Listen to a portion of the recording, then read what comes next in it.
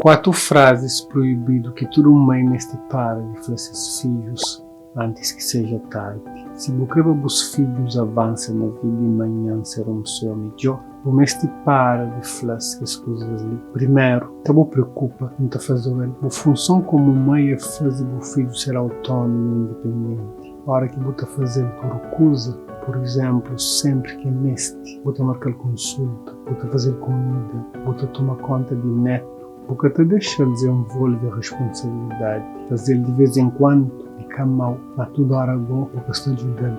Segundo, na medida que confia mais na boca. Hoje, esse tipo de fala que põe o filho vulnerável e com falta de confiança.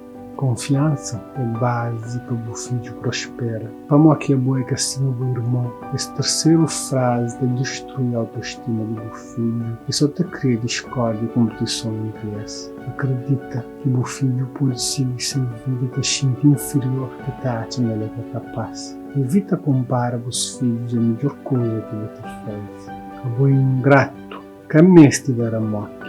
Dessa forma, só você gera a culpa do filho. Filho para o mundo, esquece de bem nada.